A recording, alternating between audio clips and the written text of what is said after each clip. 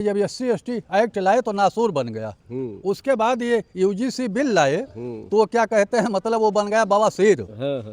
जब दोनों टाइम आप लेटरिन जाएंगे दोनों टाइम दर्द। उत्तर प्रदेश में जब से भारतीय जनता पार्टी की सत्ता आई, बहुत बड़ी संख्या में ब्राह्मण नौजवानों की हत्या हुई। समुंदर भी आ गया पानी पीने। आज नैतिक पार्टी का स्थापना दिवस, सवर्णों की सरकार, सवर्णों की पार्टी, मोदी जी प्रधानमंत्री, सब कुछ इन्हीं का है। उसके बावजूद आज नैतिक पार्टी का गठन करना पड़ रहा है सवर्णों को। आखिर ये क्या हालात हो गई आपके महाराज? देखिए, अयोध्या नगरी के कारण ही भारतीय जनता पार्टी चाहे प्रदेश में हो चाहे केंद्र में हो सत्ता की आई। ये वही भारतीय जनता पार्टी है। इसको राष्ट्रीय स्तर पर इसको मात्र 2 सीट मिली थी, केवल राम का नाम लेकर के और हिंदू मुस्लिम का वो मतलब नारा दे करके ये सत्ता में आए। किंतु ये जब से सत्ता में आए, वो चाहे प्रदेश की सरकार हो चाहे केंद्र की सरकार हो, इनका केवल एक ही काम है, इनका क्या नाम, सवर्णों का नुकसान करना। जब से देश आज़ाद हुआ हमारा, आज तक हमारी 74 साल की वो के लगभग उम्र हो गई, इतना बड़ा जातिवादी प्रधानमंत्री और इतना बड़ा जातिवादी मुख्यमंत्री आज तक कोई हुआ नहीं। उत्तर प्रदेश में जब से भारतीय जनता पार्टी की सत्ता आई, बहुत बड़ी संख्या में ब्राह्मण नौजवानों की हत्या हो चुकी है। तमाम लोगों का फर्जी इनकाउंटर हुआ, अपमानित हो रहे हैं, उपेक्षित हो रहे हैं। उत्तर प्रदेश में लगभग 190 विधानसभा क्षेत्र ब्राह्मण बाहुल्य। अब उत्तर प्रदेश में नैतिक पार्टी इन्हीं ब्राह्मणों के बल पर 2027 में अपनी सरकार बनाएगी।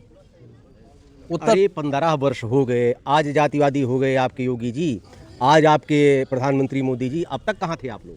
देखिए, जब इनका उत्पीड़न हो रहा था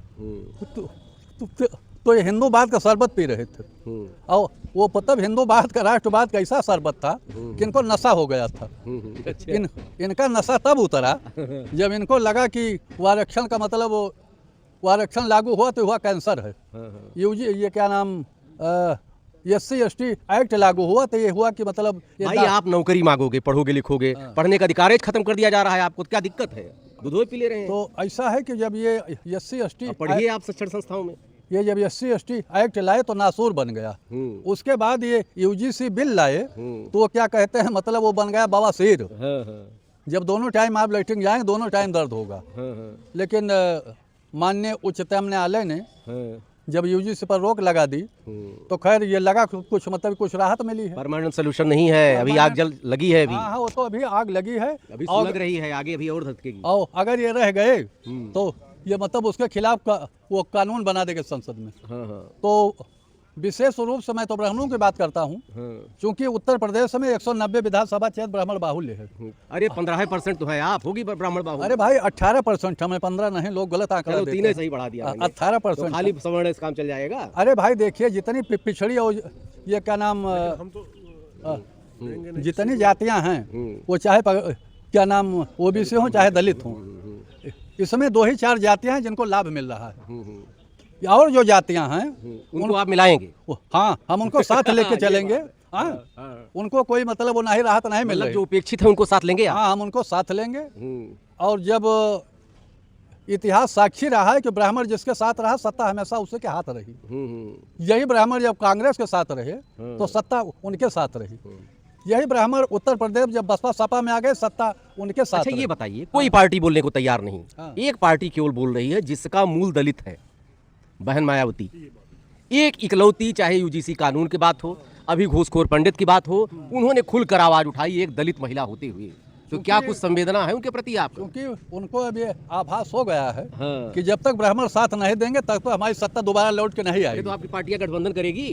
नहीं तो अगर देखिए, हम तो सबसे भरत मिलाप करने दौड़ते हैं। अच्छा, लेकिन यदि हमारा कोई हमसे भरत मिलाप करे, पंडित आखिर कुछ बहन मायावती के लिए करेगा, आपके लिए तो उन्होंने घोषणा कर दी। भाई देखिए, हम 190 विधानसभा क्षेत्र ब्राह्मण बाहुल्य हैं। जो भी पार्टी हमसे समझौता करेगी, कोई भी पार्टी करे, बीजेपी को छोड़ करके, बीजेपी को छोड़ करके कोई भी पार्टी समझौता करे, लेकिन हम इस बेसिस पे समझौता करेंगे कि जहाँ हमारा ब्राह्मण बाहुल्य है वो सीट हम जरूर लड़ेंगे। अच्छा, जहाँ आप लड़ा रहे हैं, अगर हमसे समझौता करेंगे तो हम आपकी मदद कर दूंगा। हैं? और उत्तर प्रदेश के विशेष कर ब्राह्मण वर्ग ने यह मतलब कसम खा लिया है कि हम वोट देंगे नैतिक पार्टी को, क्योंकि नैतिक पार्टी खुलेआम ब्राह्मणों के हित के लिए बात कर रही है। और नैतिक पार्टी ने ब्राह्मण हित नीति निर्देशक सभा का गठन किया है।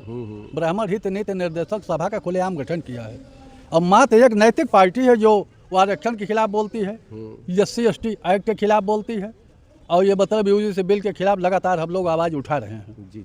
तो अच्छा, भारतीय जनता पार्टी में जो लोग ब्राह्मण नेता हैं उससे टिकट के लिए उम्मीद कर रहे हैं, वो कर रहे हैं, तो उन नेताओं को क्या आप सलाह देंगे? उनको हम ये राय दे रहे हैं कि आप टिकट भाजपा से ले लेंगे, जमानत जब्त हो जाएगी। अच्छा, इसमें वही लोग जीत के आ सकते हैं जिनकी निर्दलीय हैसियत हो। हाँ। जिन ब्राह्मणों की निर्दलीय हैसियत हो। अच्छा, जिसको टिकट मिल जाता है तो क्या करे वो? टिकट अगर मिल जाता है तो ना लें, चूंकि जान रहे हैं जमानत जब्त होना है। अच्छा। अरे भाई उठवा कौन देगा? हाँ। अरे ना यादव देंगे, ना मुसलमान देंगे भाजपा को, और ना ब्राह्मण देंगे, तो आप जीतेंगे कैसे? हाँ। टिकट वापस कर दें? वापस वो करें ये तो मतलब उनके विवेक पे है, करें ना करें। लेकिन मेरी राय है उनको, चूंकि मैं ब्राह्मण समाज का अध्यक्ष हूँ, तो मेरी राय है कि आप चाहे जिस पार्टी टिकट ले लीजिए, तो हो सकता है जीत जाए, लेकिन अगर भाजपा तो टिकट आप ले लेंगे तो यह हार संभव है। ये ब्राह्मण देवता है, बहुत भावुक हैं, समुद्र अपनों को कहते हैं। 15-20 साल हो गए, 25 वर्ष हो गए, समय समय पे सबको मौका देते रहे और माफ़ करते रहे, वो बड़ी जल्दी पिघल जाते हैं। प्रणाम कीजिए, गलती को मानिए, सब ठीक हो जाता है। अब 27 का चुनाव आ रहा है, देखिए अपने वादे पे स्थिर रहते हैं कि फिर हर हर मोदी घर घर मोदी। जय सिया राम।